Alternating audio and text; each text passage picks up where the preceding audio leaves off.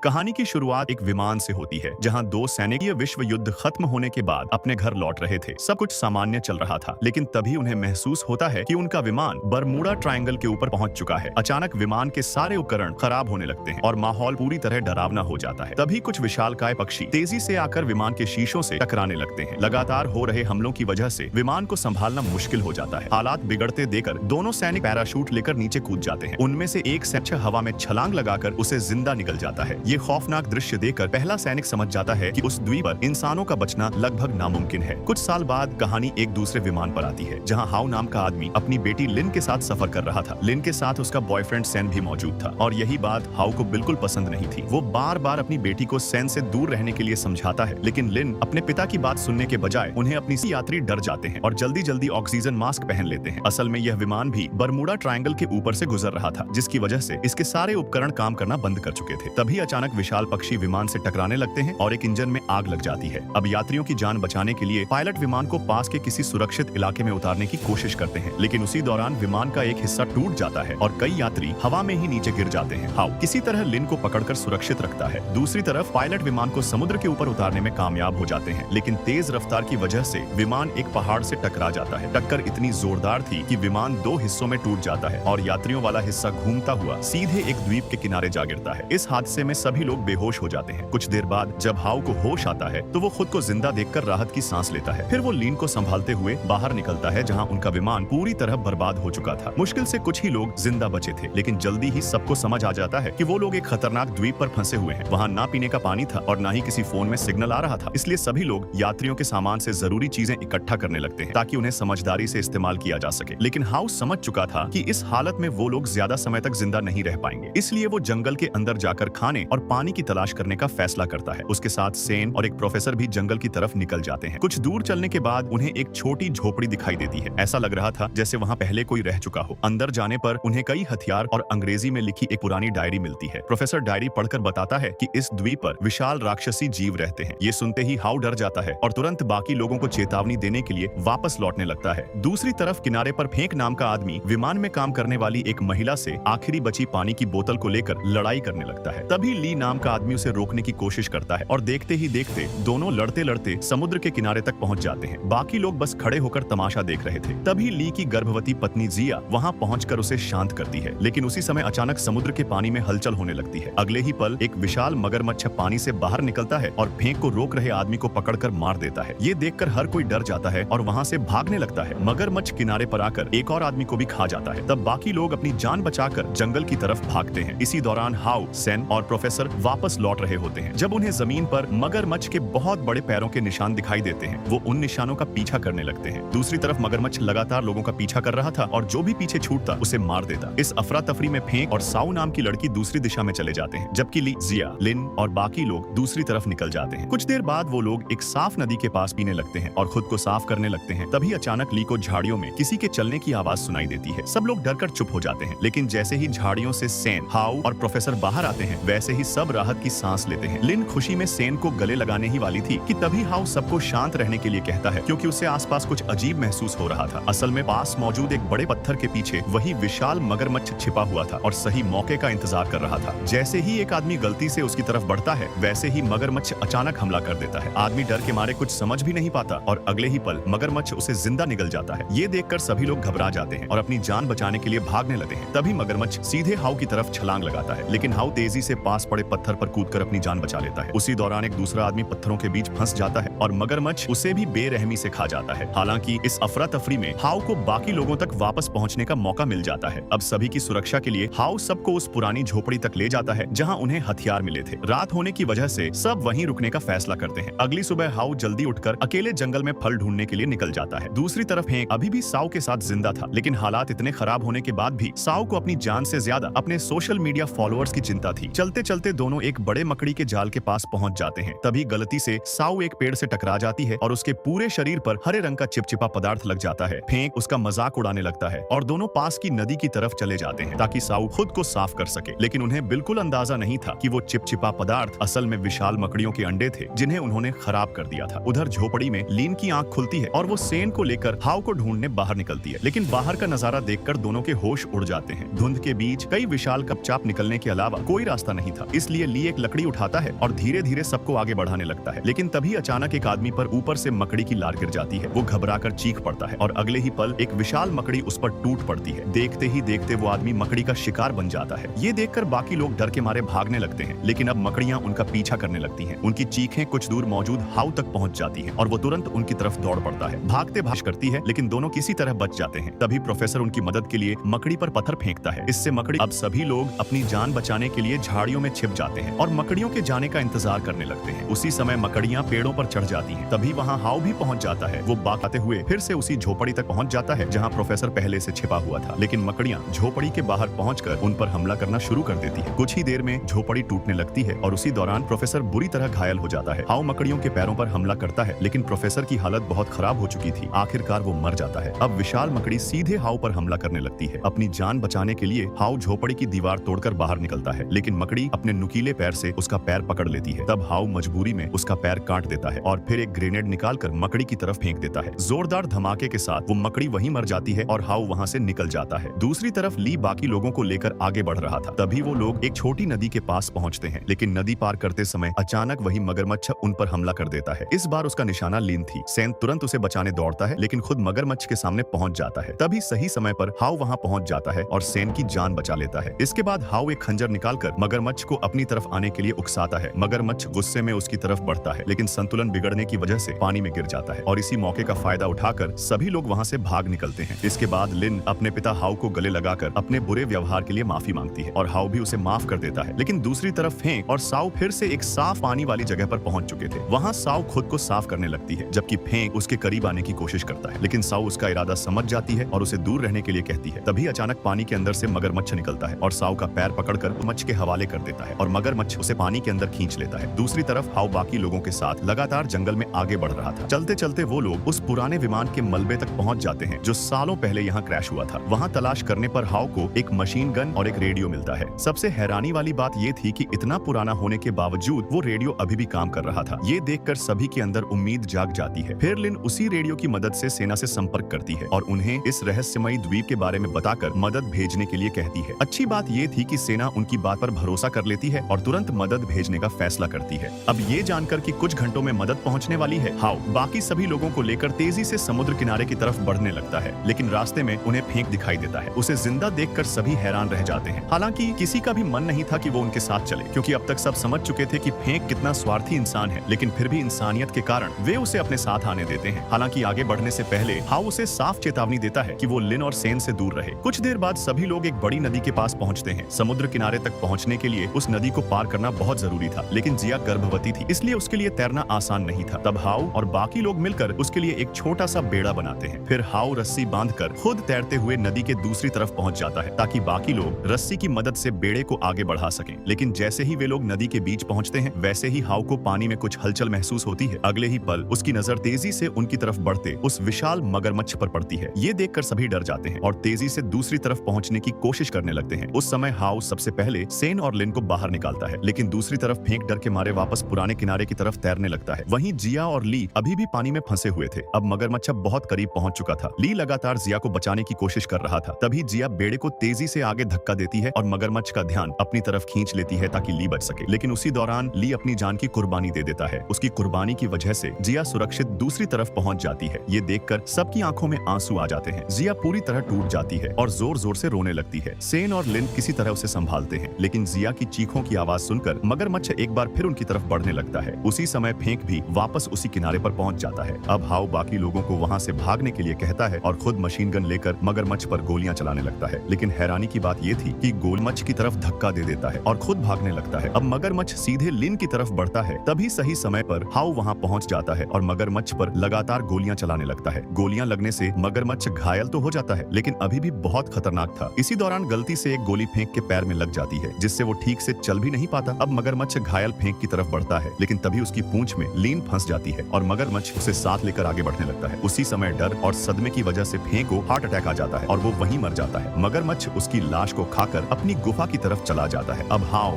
Sam, जिया और बाकी लोग मगरमच्छ का पीछा करते हुए उसकी गुफा तक पहुंच जाते हैं। रात हो चुकी थी और मगरमच्छ गुफा के अंदर आराम कर रहा था। उसी दौरान जिया की नजर ली की लाश पर पड़ती है। उसे देखकर वो फिर से टूट जाती है, लेकिन किसी तरह खुद को संभाल लेती है, क्योंकि अभी लिन को बचाना ज्यादा जरूरी जरूरी था। अब हाउ धीरे धीरे मगरमच्छ की पूंछ की तरफ बढ़ने लगता है। वहां पहुंचकर उसे लीन दिखता है और उनकी तरफ बढ़ने लगता है। हाउ तुरंत उस पर गोली चलाना शुरू कर देता है, लेकिन इससे मगरमच्छ और ज्यादा गुस्से में आ जाता है। सेन जल्दी से लिन को लेकर गुफा से बाहर निकल जाता है, जबकि हाउ मगरमच्छ का ध्यान अपनी तरफ खींच लेता है। अब मगरमच्छ पूरी रफ्तार से हाउ का पीछा करने लगता है। अपनी जान बचाने के लिए हाउ गुफा के अंदर और गहराई में भागता चला जाता है। वो जगह बहुत तंग थी और चारों तरफ सिर्फ अंधेरा ही अंधेरा था। मगरमच्छ लगातार चट्टानों को तोड़ता हुआ उसके पीछे बढ़ रहा था। तभी हाउ को एक छोटा सा संकरा छेद दिखाई देता है और वो तुरंत उसके अंदर घुस जाता है। मगरमच्छ इतना बड़ा था कि वहां तक नहीं पहुंच सकता था, लेकिन खतरा अभी भी खत्म नहीं हुआ था, क्योंकि मगरमच्छ लगातार बाहर से हमला कर रहा था। हाउ फिर से उस पर गोलियां चलाता है, लेकिन अब उसकी गोलियां लगभग खत्म हो चुकी थी। तभी उसे याद आता है कि उसका आखिरी ग्रेनेड कहीं पीछे गिर गया था। उसी समय बाहर से सेन की आवाज आती है। तब हाउ जोर से चिल्लाकर सेन को ग्रेनेड ढूंढने के लिए कहता है, क्योंकि अब वही उनका आखिरी सहारा था। सेन तेजी से गुफा के पास पहुंचता है। दूसरी तरफ हाउ मगरमच्छ का ध्यान अपनी तरफ लगाए रखता है। तभी वो सेन से कहता है कि मगरमच्छ का ध्यान भटकाने के लिए अपनी कुल्हाड़ी उसकी तरफ फेंके। जैसे ही मगरमच्छ उस तरफ मुड़ता है, वैसे ही सेन तेजी से ग्रेनेड उसके मुंह के पास फेंक देता है। अगले ही पल जोरदार धमाका होता है। पूरी गुफा हिल जाती है और मगरमच्छ दर्द से तड़पता हुआ जमीन पर गिर पड़ता है। ये देखकर हाउ राहत की अनुमति भी दे देता है, लेकिन तभी अचानक वो मगरमच्छ आखिरी बार उठ खड़ा होता है और सीधा हाउ पर हमला कर देता है। हालांकि इस बार हाउ तैयार था। वो तुरंत अपना खंजर निकालता है और मगरमच्छ की गर्दन और पेट पर लगातार वार करने लगता है। कुछ ही सेकंड में मगरमच्छ पूरी तरह कमजोर पड़ जाता है और आखिरकार जमीन पर गिरकर मर जाता है। इस बार सच में उसका अंत हो चुका था। इसके बाद सेन तेजी से हाउ को मगरमच्छ के नीचे से बाहर निकालता है और सभी लोग तुरंत गुफा से निकलकर समुद्र किनारे की तरफ भागने लगते हैं। वहां पहुंचते ही वो देखते हैं कि आसमान में सेना के हेलीकॉप्टर दिखाई दे रहे हैं। आखिरकार मदद पहुंच चुकी थी। सभी बचे हुए लोगों को हेलीकॉप्टर में बैठाकर वहां से सुरक्षित ले जाया जाता है और इसी के साथ इस खौफनाक सफर का अंत हो जाता है।